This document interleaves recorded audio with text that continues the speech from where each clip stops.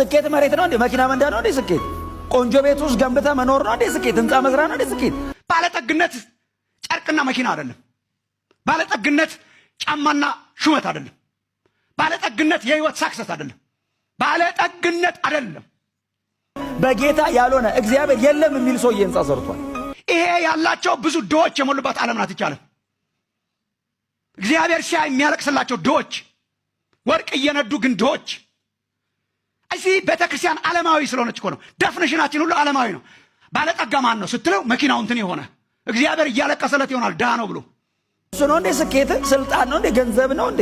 በጣም ህዝብ ሁሉ ተሰብስበው ስላለ ነው ስኬት? እሱ ስኬት አይደለም፣ ደሞ ሞት ነው። ሰው ባያቅ ነው ጥሩ።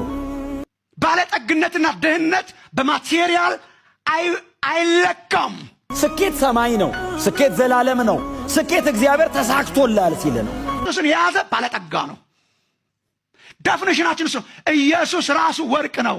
ኢየሱስ ራሱ ብር ነው። ኢየሱስ ራሱ ኤቭሪቲንግ ነው። ኢየሱስ ራሱ እሱ ባለጠግነት ነው። እሱ አዘ ፐርሰን እሱን ይዘኸው በቃ ይኑር አይኑር አንተ ባለጠጋ ነህ። ዴፊኒሽኑ ሌሎች የባለጠግነት መለኪያዎችን ሊያስጥል ይችላል።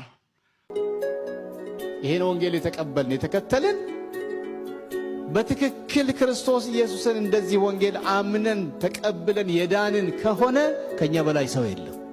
አንድ ጊዜ ነው የምትኖረው እንዳትረሳ። ህይወት አይደገምም። አንዴ ነው የምትኖረው። ይሄን አንዴ የምትኖረውን ህይወት እንዳትበላ፣ ይሄን አንዴ የምትኖረውን ህይወት እንዳትሸወድ ያለን ይሄ ነው።